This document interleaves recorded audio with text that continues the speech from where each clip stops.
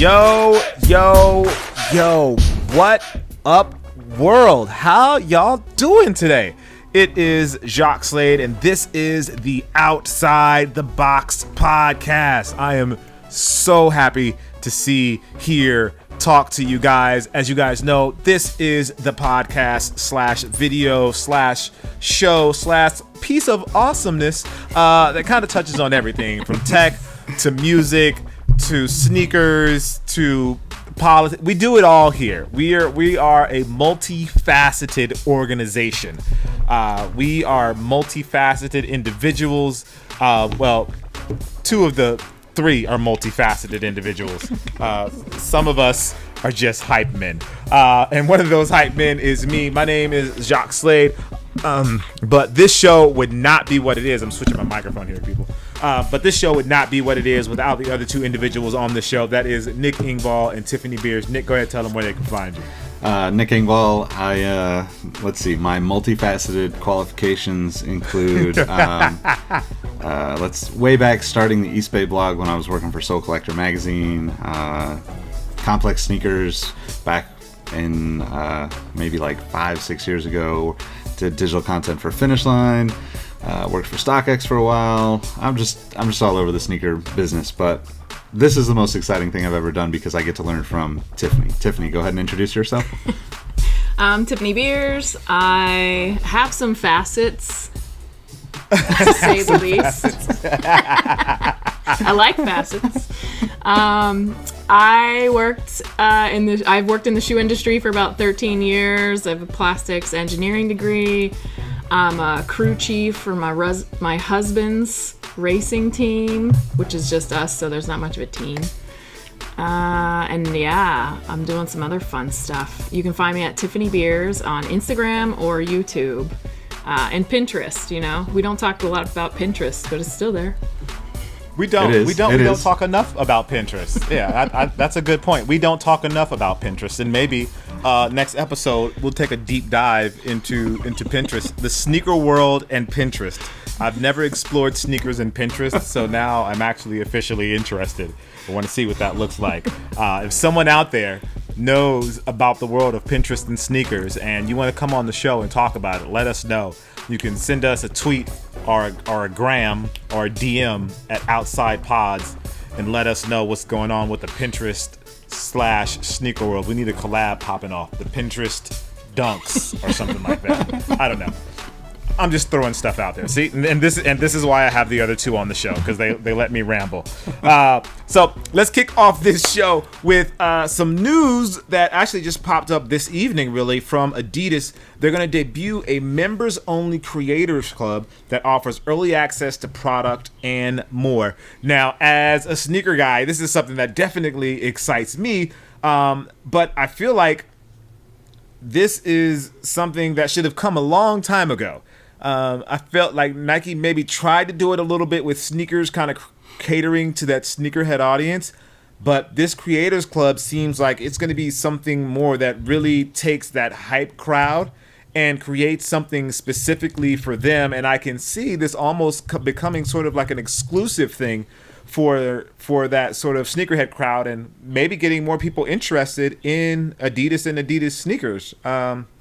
Nick, I know earlier Jordan had that Flight Club, but that seemed to be more of an influencer thing. But this seems to be more customer facing, which I think is really probably the better way to go. Yeah, I think this. I mean, there's a lot of potential for this, and I think it kind of reminds me of.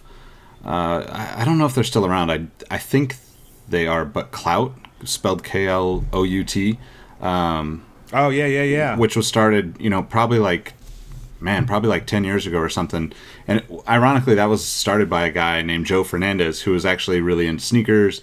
And they did a bunch of Clout branded shoes back then, as pieces to send out to people that, like use the site, had high Clout scores, had engagement and all that stuff. And I think this Adidas thing does seem to be more...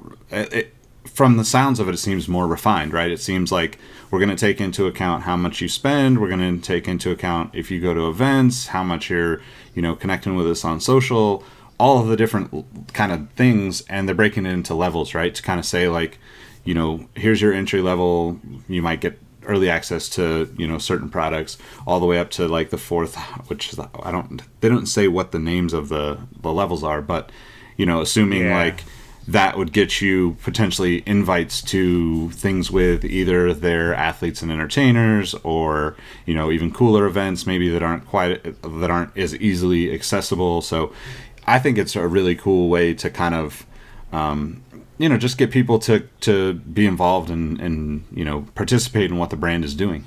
I think it's awesome. Like, it reminds me of the airlines, right? Like, free upgrades. Yeah. I like, it's almost like anybody can be an influencer based on, like, I was worried at first thinking that was like about based on how much money you spend, but if it's going to events and all that stuff too, like that's cool. I like it. I can't wait to see how it goes. We can all be Jacques now working with Adidas. I'll take that one. I guess my biggest thing with this one is kind of what Tiffany just touched on, is that I don't want it to be a like how much you buy sort of thing. Yeah. I think there are many people, and I say this to sneaker people like they're a race. To people in the sneaker community all the time, like, it's not about how much you spend. That doesn't make you a sneakerhead. And in this situation, like, I don't want someone to feel like they have to spend money in order to get into the Adidas club. Like, if you're going to events, or maybe the only way you can really interact is like you're interacting on social. Like, you're just very active with the Adidas accounts and very active with Adidas athletes, and that's how you get access. I like thinking about this. I would love to see like a breakdown of like how much certain things weigh, you know, and like, if you buy a bunch of stuff that weighs this much, but if you're like crazy interactive with us on social, that gives you more weight in this category, and if you're going to a bunch of events, that gives you more weight in this category. So not just the person that spends all the money, well, they get discounts, they get invited to the exclusive events, and they get all the special limited edition product, when someone that's active on social should probably get that same access, even though they don't spend the same amount of money. I know at the end of the day it's about sales, but I would just like to see almost like a bit of an olive branch from the brands that allows like the disconnect of pricing or of sales, and allow like just engagement and what's the word, loyalty to the brand to kind of have some precedent as well. But this obviously is way too early to know any of that information. This is all pure speculation, just all making it up. If you want to check this out, there's actually a video on this. If you look up Welcome to Creator Club on YouTube, the video should come up. Reading some instructions here. You don't have to do anything to be a part of it. You just have to sign up on Adidas.com. So if you have an Adidas.com profile, you'll be enrolled automatically. Or if you just want to do it in store or do it on the app, you can do that as well. But I think it's pretty exciting. I kind of wish more brands would do something like this to kind of reward those that are loyal to the brand, because there's a lot of loyalty to brands. But I guess, and this is probably going to introduce a totally different topic, but I feel like some brands feel like they don't even need to introduce something like this because they have such a crazy amount of loyalty. Yeah, I think that there's definitely brands out there that have that kind of like, I don't know, there's not really a nice way to put it, but like arrogance about them, where, you know, I think that's something that all the brands at the end of the day, regardless of how successful they are right now, the last like 3 to 4 years, maybe even a little bit further back than that, is like proof that you really need to be taking care of your customers in a more in a more holistic way than I think brands previously thought. Right? There's so many ways that things can just take a turn for the worse if you're a brand, because the internet kind of levels the playing field, and people forget so quickly that, you know, that like nostalgia piece is kind of almost gone in a sense. It comes back here and there, but you know, I think the cool thing about this too is like the potential to get people involved and be active. You know, if they're able to connect this to like I don't know what other cities do it, but here in LA, right, you have the Adidas kind of run club type thing where, you know, they're going out and doing things on a regular basis. They bring in the parlay, events and stuff like that. That kind of stuff to me is even more powerful, because all of these brands, use some form of fitness tracking app or devices, or, even, wearable tech.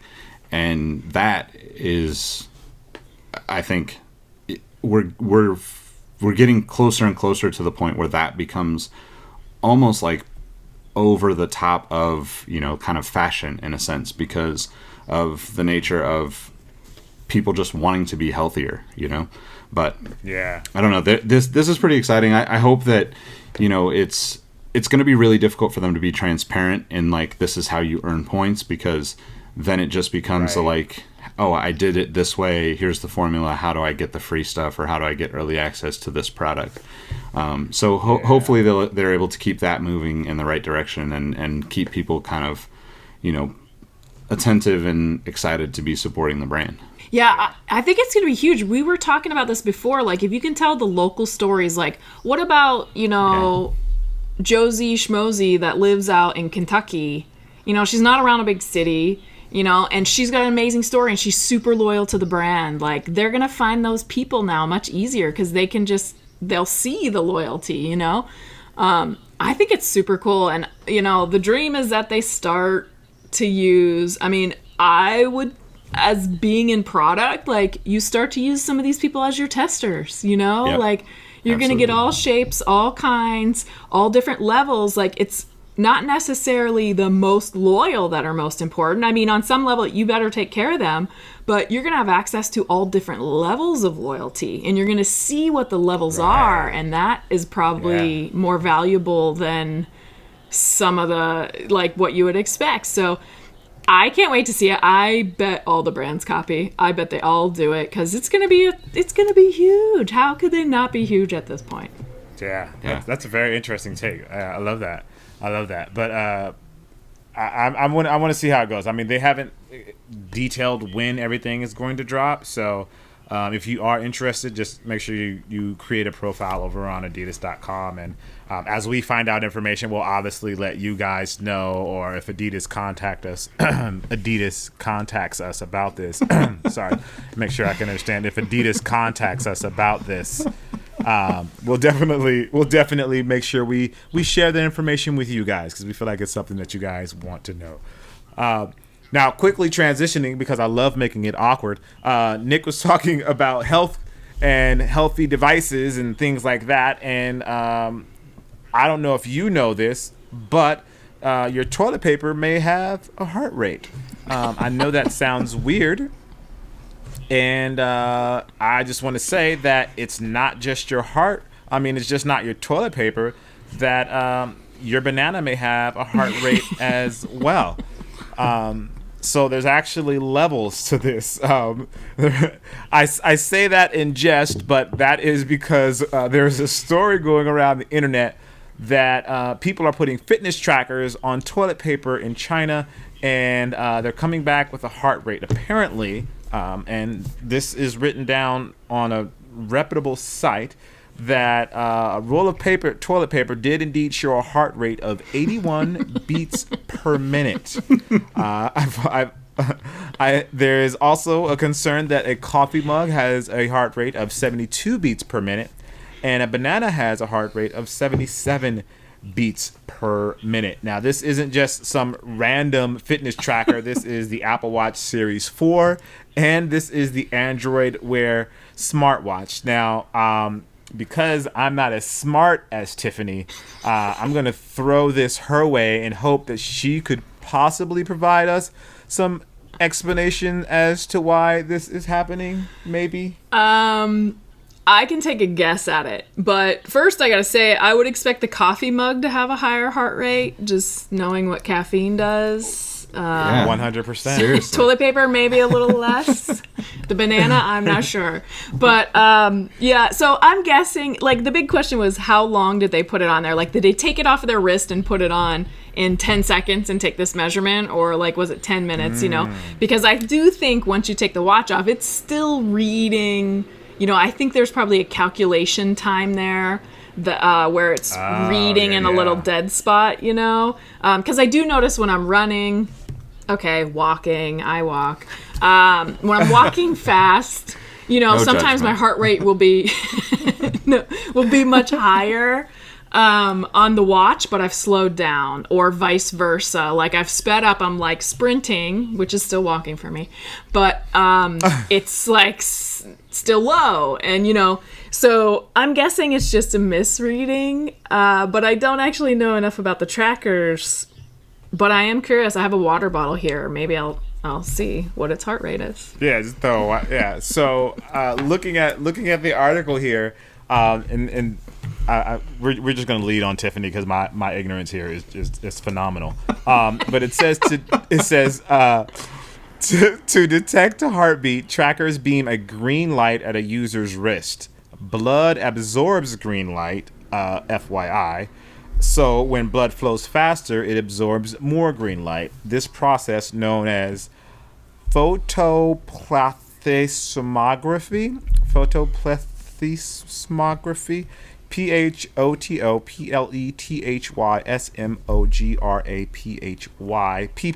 for short, for you medically educated folks out there. That's probably not even medical. I'm making stuff up. Is a relatively simple way it detects how fast your user's heartbeat is beating. So it sounds like these fitness trackers use green light. They shoot green light into a surface, which is usually your wrist, and that's how they determine what your heart rate is based on how much light is reflected back into the smartwatch, I'm assuming. Well, oddly enough, my water bottle has a heart rate of 113. There you go. And since it's clear, you can see the green light reflecting back to the watch. So interesting. Everything's alive, people. Everything. Everything is alive, or everything is a lie. It's 144 now. So I guess that goes to show, like, the way that it's not actually tracking the beat of your heart. It's based on how fast the blood is flowing through your veins, and that's how much that's absorbing in the green light and how much is being reflected back onto the surface. Now, I just feel like I should be on Big Bang because I just learned something. And I'm gonna use that at some point tomorrow when I'm talking to somebody. I don't know who it's going to be. It's going to be online or something, but I'm going to be like, oh, did you know, by the way, because I'm a smart guy, and I know how sensors work. But that's pretty interesting that somebody would put it on toilet paper. But I imagine, like, the lower the heart rate means the less reflective the material is, and that's probably why the toilet paper had the highest. Well, no, maybe it's the opposite. I don't know, because I would think toilet paper would have the highest reflection because it's white, but maybe toilet paper absorbs more because it's white. And then the coffee mug and the banana's yellow, and that's kind of in the middle. I don't know. I'm just making stuff up. So if you guys know, if there's someone out there, I just want to know who was sitting there, presumably on the toilet, and said, I should really see if this tracker works on my toilet paper. Like, you're totally right. You're totally that's right. Like the most. I mean, I've had some really bad ideas in my life, but I don't think like that would ever be one of them. But who knows? Maybe I'm giving myself too much credit here. I'm gonna be honest. I get random ideas on the toilet. Doesn't everybody? Aren't you just? Well, yeah. Because you're sitting there. You're just sitting there. We've reached an all new low on this podcast. Yeah, I'm just saying, like it might have been somebody that's antsy, and like they just like took their watch off and was like playing while they were doing their business, and was like, oh, I'm just gonna let's see if my watch fits the toilet paper roll. Is it too thick for my watch to fit around it? Yeah, you know what I mean? And all right. So then it could have even been premeditated, where it was like, oh, well, the watch isn't gonna fit at this size. I'm gonna have to go a few more times, come back, and then put it. All right. TMI. Let's edit. Let's edit that out. Yeah, edit that out. Clay, if you hear this whole section, let's just take that out. Hit that 15-second fast forward. Yeah. Hit that 15-second fast forward button, or Clay, edit that out and put like some opera music there, just to kind of soothe people back to where the podcast needs to be.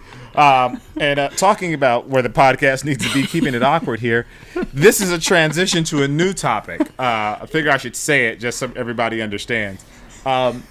Going to the basketball world, there was some really big news today, and a bit surprising news to me, to be honest. Joel Embiid has made the jump from Adidas to Under Armour, and it's an interesting move, and there's a couple reasons for that. There's always the theory that big men can't sell shoes, and Joel Embiid is obviously a big man, not just because he's in the NBA. He's like a big man for a big man, and so there's my concern is like, will he be able to sell shoes? But at the same time, generally, big men aren't that engaging. I don't mean to make just a sweeping generalization about all big guys, but for the most part, when you're the bigger guys in the NBA, they aren't the most character-driven individuals. I'll say that. And athletically, they're amazing. But for Joel Embiid, it's like the opposite. He is incredibly character-driven. He's funny. He's hilarious. He's very engaging on Twitter and Instagram. So my concern is like I wonder like why would Adidas give him up? He seemed like such an asset to me. I mean, I think that Adidas basketball is in a tough spot to even, they've been struggling for, I think we even talked about it, maybe a few weeks back, and they've been struggling to kind of find solid ground. They've had a lot of great shoes without the right faces to kind of take them to the next level. I think that like Dame Lillard and James Harden are amazing dudes, and I think that they're great players for the brand, but I don't think that either of them has the big enough personality to kind of like take that next leap up for Adidas. And Under Armour's been hungry to get into basketball beyond Steph Curry. Like, I think Steph is an amazing player. He's going to sell a lot of shoes, but he's not the typical basketball. I don't know what the right word is, but archetype. Yeah, like he just doesn't have the kind of the like over the top swagger that basketball players are known for, right? And that to me is where like you hit the nail on the head with the Embiid is like the biggest personality, especially for a big man, right? He's the biggest personality we've seen since probably Shaq, and right. And to me, there's a huge opportunity for him to really do some cool stuff in the space, especially we've had the conversation many times about how basketball has to kind of lead the entire business of footwear in a sense. It doesn't have to necessarily be like crazy, to the point where it was in the 90s or through some of the Jordan years, but it absolutely needs to be a big part of the like that base layer of what the footwear business needs for all these brands to kind of step on that and say, let me go to the next level. And I think that hopefully, he's able to kind of be himself and, push the Under Armour, I guess, vibe a little bit more because, Curry is too reserved. And as much as he's like got a great personality, a lot of people don't really get to know him enough, at this point. And part of that is him, having kids and wanting to spend that time with them and the family, and I respect that.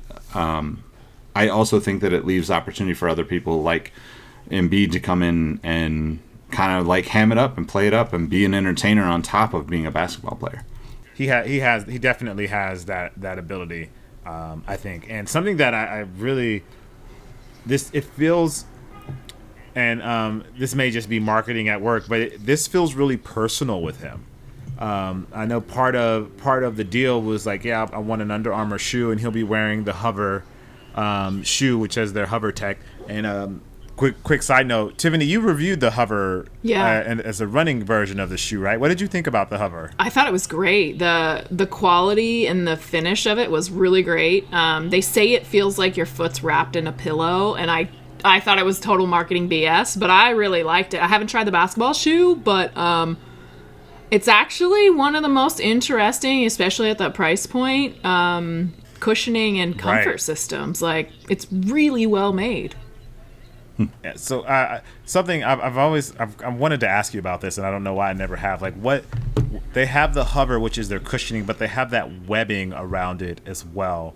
Can you kind of walk us through like the technical side of that, or what's the purpose of that? Yeah, so my understanding, and this is just literally from pulling stuff off the internet, but basically they have a piece of foam and they create tension around that foam by putting that fabric on there. So think a trampoline that's sitting on top of that foam. So now you're using that mesh kind of material to control how that foam rebounds and how it compresses. So say without that mesh, you might just step into that foam and you just sink in, but that mesh is going to like moderate it, if you will, to slow down how you sink into it and how it reacts. And if the mesh is taut enough, just like a trampoline, it might give you energy back and kind of bounce you back. You'd really have to cut it open and look at everything without adhesive and see how they independently act, and then start putting them together to understand exactly how that works. My only concern would be it's a little bit high. It's a little bit tall of a technology, and I'm guessing they need those thicknesses to get the full action of what they're trying to do.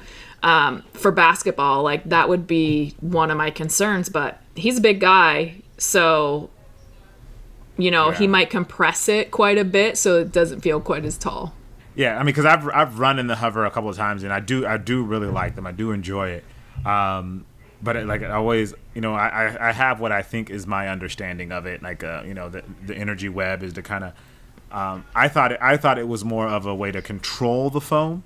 That maybe it's like a React or like a Boost, where like it's not as stable, and the energy web helps kind of control where you go in the shoe. But that would probably be more the carrier, which is that the anafoam that they put around it, I think, as well, or that EVA that they put around it as well. Yeah, they'd both be doing that. They'd be working together. I'm guessing one is controlling when you step into it, and one is controlling when you're coming out of it, maybe a little bit more. But I don't know exactly. Awesome. We'd have to chat with someone from Under Armour. Chat with someone from someone from Under Armour. We could talk about Hover technology. Someone from Under Armour, if you're listening. But back to Joel. So what I was saying, it feels personal about this, and he said he's going to wear the Hover, and that eventually he does want to have his own shoe. Speaking of his own shoe, I know we kind of talked about this on the show. I'm going on a whole bunch of tangents. He owns the trademark to the process. So big shout out to him for taking control of his future and knowing that that's being branded with him, and like taking control of that and owning the trademark. So maybe he'll have a Process 1 come down the line, which is something that he technically owns as far as the name of that shoe, which I think is dope.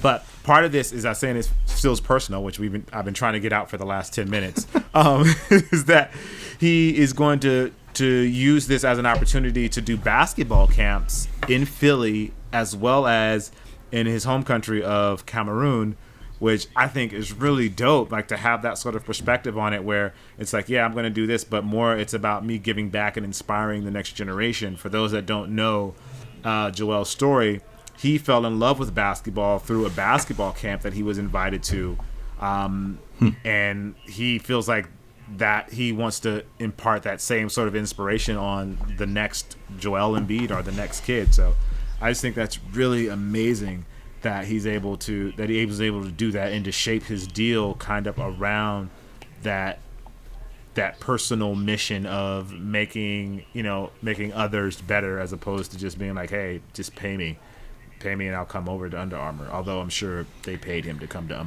Under Armour at the end of the day. Yeah, he's got a really interesting story. Like, if you read the intro they have on Under Armour's website, like, he's got a great story. Like, to me, this is a different kind of athlete. Like, he's certainly phenomenal, but if he isn't, the best NBA player in the next few years, he still has such an amazing story that like I feel like I would pay attention to it. Yeah. Yeah, I agree. Absolutely. I think too, like, you know, Under Armour's basketball program has been, you know, such a long it's been a very slow process for them to get to where they're at right now. And I'm sure you've met Chris Stone over there, right, Jacques? Yeah. And like, he's one of those guys that's like just seems like one of the like nicest, most likable guys in the business to me. And I think that the pace that they're going, even though it might not be the traditional, let me just, you know, like take Puma for example, throwing all this money into basketball one season just to jump back in.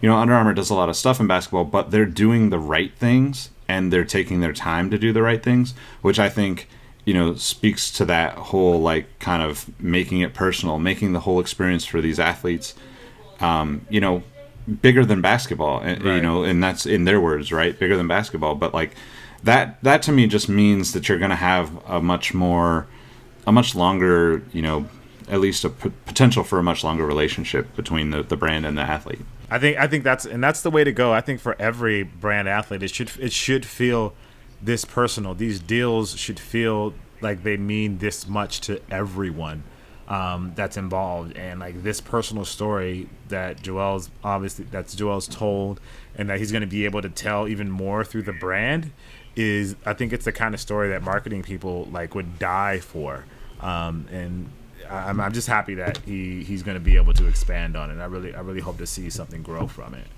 Yeah, me too. Moving on to something that I found super interesting on the web today.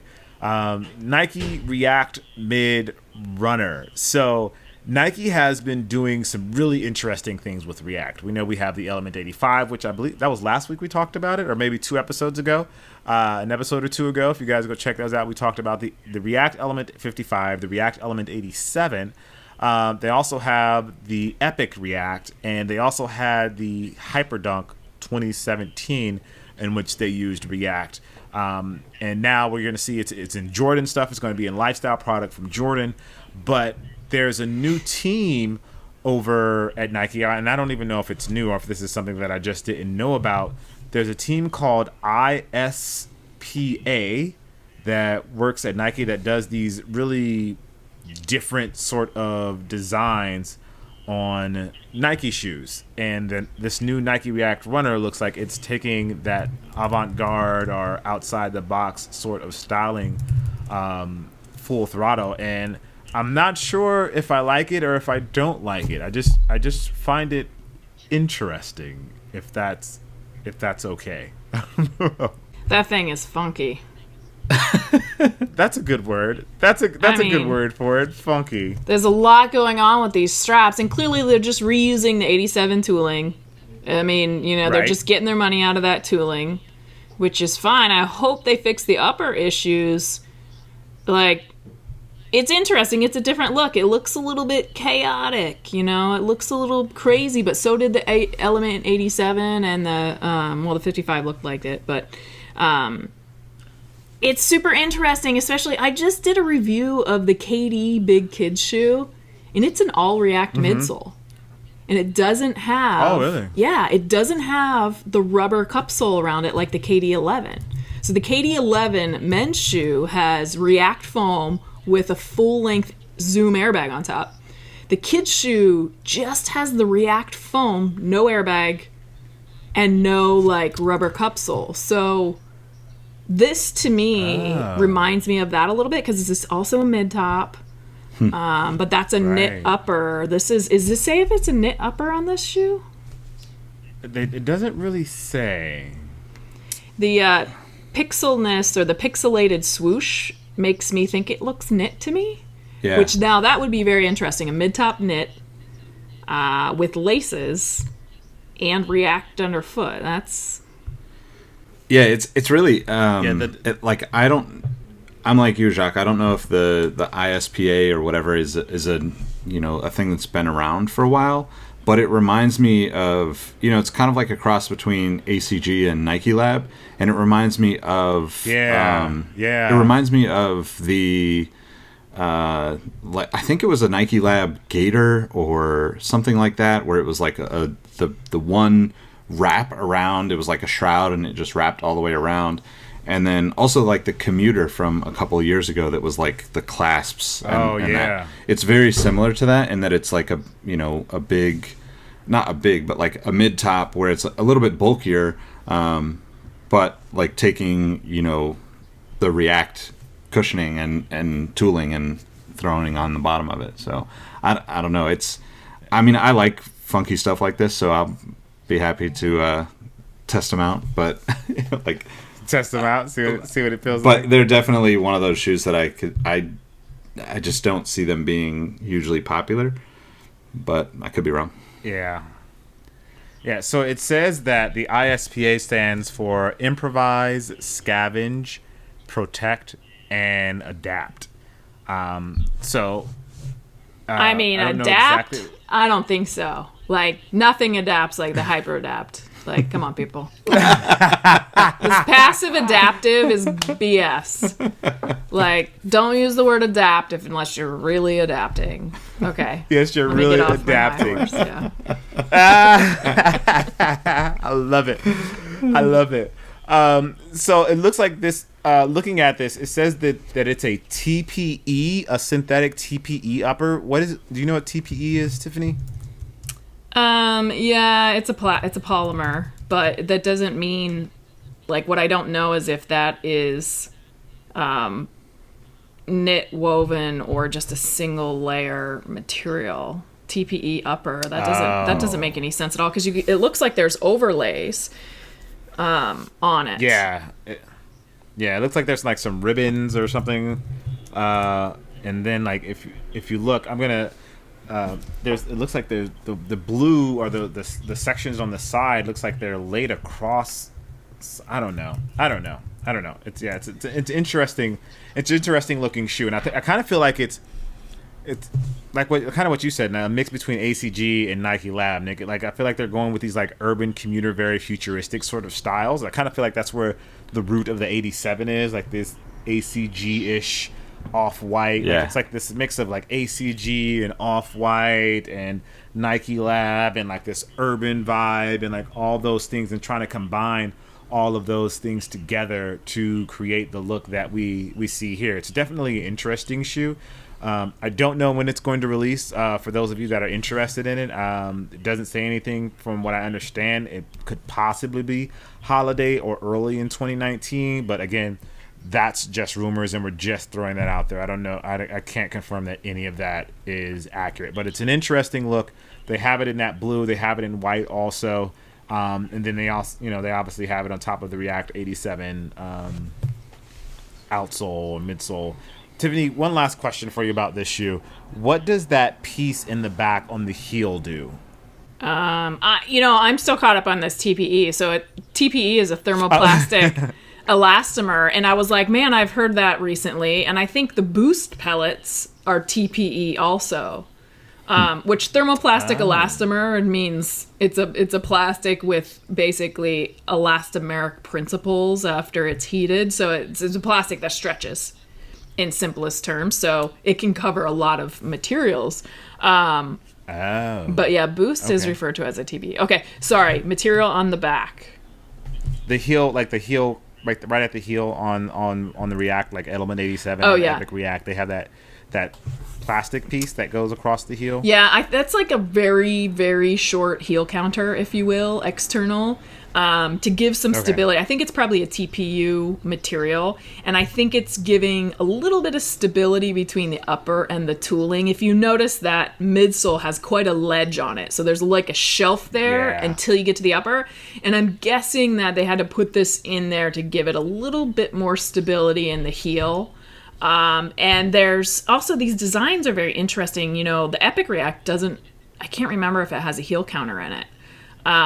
So this might be in place of a heel counter on some shoes, but it's definitely an element of stability.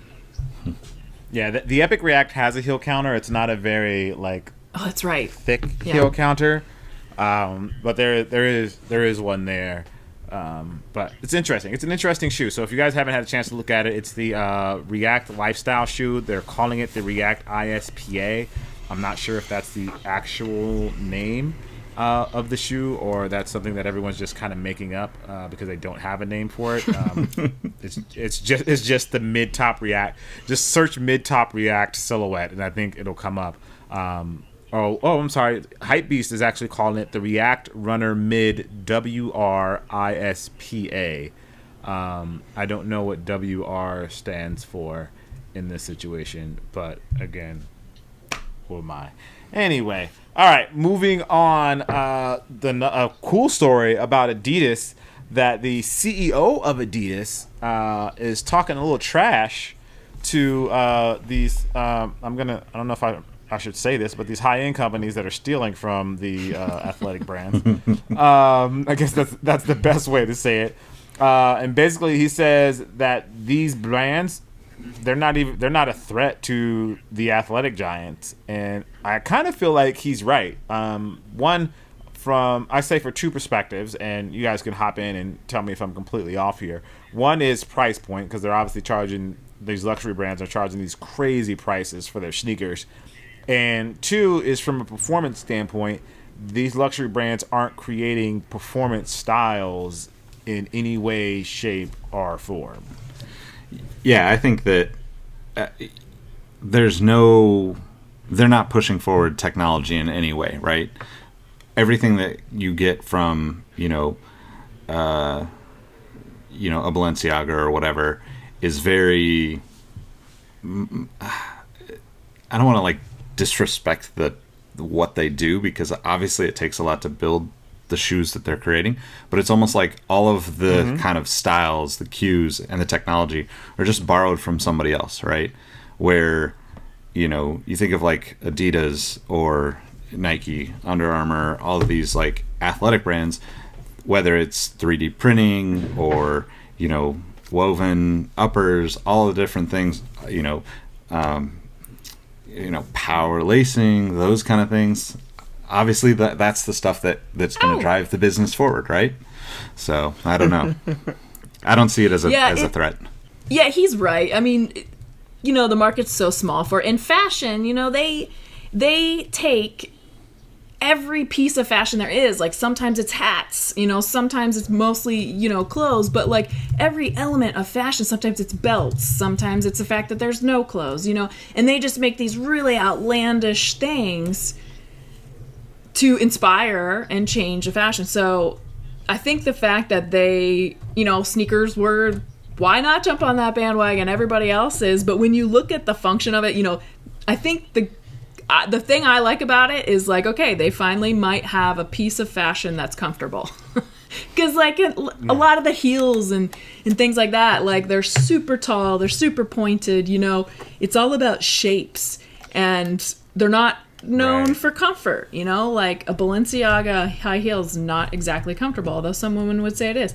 So here, they're just really going crazy with this sneaker thing, and the price point alone makes it so it's not collectible. I mean, I don't think it's probably collectible, and even some of them, I wonder if they're even really wearable, because the outriggers on the heel, and I don't know what else to call it there, but I mean, it's literally 2 inches sticking off of your heel. I don't know how you walk in that, that's going to hit the ground. So again, it's for that visual kind of shock and but okay.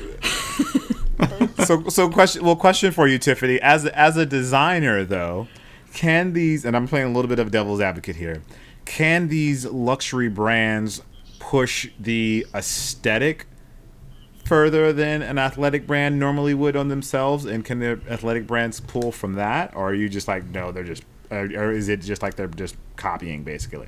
I think they could a little, and if you look at some of these shoes, and then you look at the shoe we just talked about, this mid-top element, the colors are a bit outlandish. There's extra straps and things going on, so you can tell that they are influencing the footwear market, but I don't know if I don't know if they would necessarily push any type of technology or anything like that. I don't think, they're not making enough shoes. If you make 1,000 pair of something, if they're even making 1,000 pair, that's still a prototype run. That's no is not the volumes, that any of these other brands are making. They're making thousands, if not millions of pairs. So different process.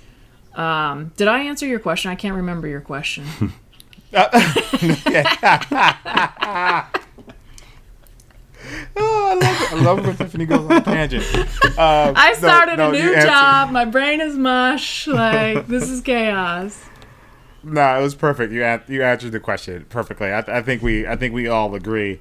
I was trying to play devil's advocate here, but it's obviously not working. But it seems like we all agree that like the luxury brands are no threat, and they're not gonna even approach the sort of loyalty and sort of performance that you can get from an athletic brand like Adidas or Nike or Under Armour or something like that. And you could look back at like all of the luxury brands and all of the sneakers that they've made over the years, and like the pinnacle of luxury brands making athletic footwear would be 1984 Gucci tennis shoe, right? That shoe became essentially what like the S. Carters were with Reebok. They basically, turned into a bunch of different hip hop shoes because they were like the D-boy shoe of the 80s, right?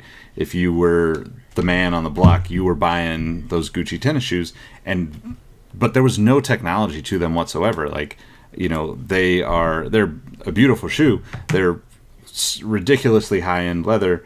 And I think they probably retailed for between $300 and $500 even back then. But at the end of the day, there was nothing to the shoe that was unique enough to, in my opinion, to drive the actual what we look at as like the culture of sneakers or the footwear business in any way. It was just like a trend that they happened to kind of hit the right like design at the right time and land on enough get enough publicity out of it to be kind of regarded in that way. And I can't even think of another luxury brand that has even had that kind of success. I mean, the Balenciaga stuff is probably the most recent that's had that kind of success, but nothing else.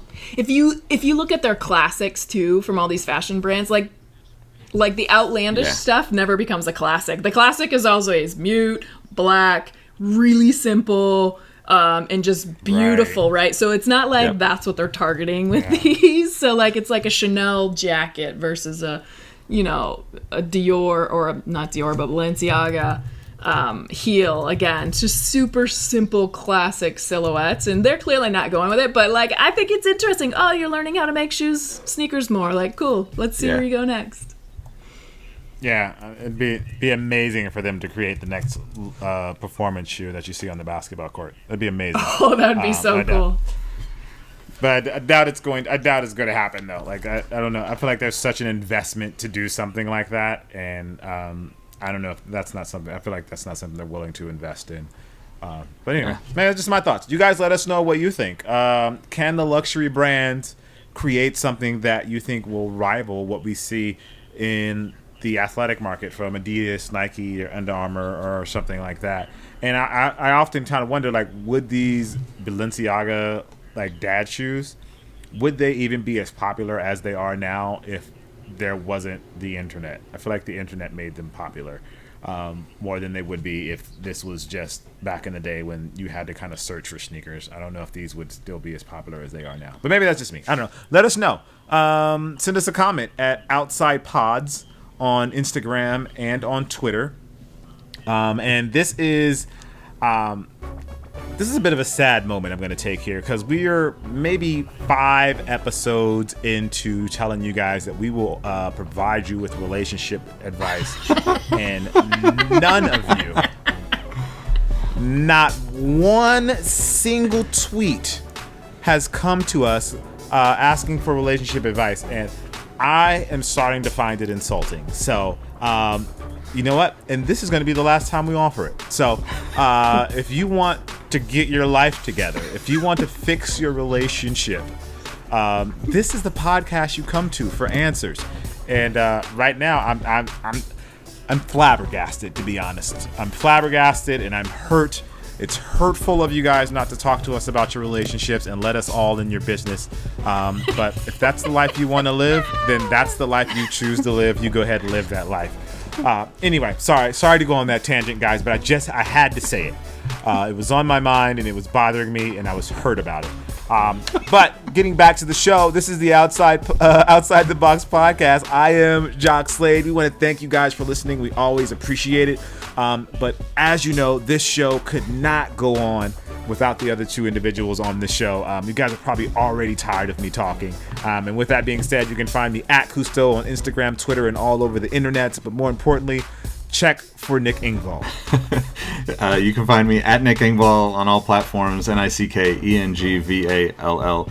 But as we discussed at the beginning of the show, I think even with Tiffany starting a new job and, quote, brain is mush, she's still smarter than both Jacques and I collectively. So you're going to want to follow her, and she'll tell you how to do that. You can find me at Tiffany Beers, TiffanyBeers on Instagram and YouTube. And Jacques, I was thinking about this. Maybe Twitter isn't anonymous enough for these relationship questions. Or maybe they need an example. Maybe, Jacques, you can throw us out an example and Nick and I can work through it with you. Okay. I got that. I like that. Maybe you guys need a proof of concept when it comes to relationship advice. And we can provide you that here on the Outside Pods.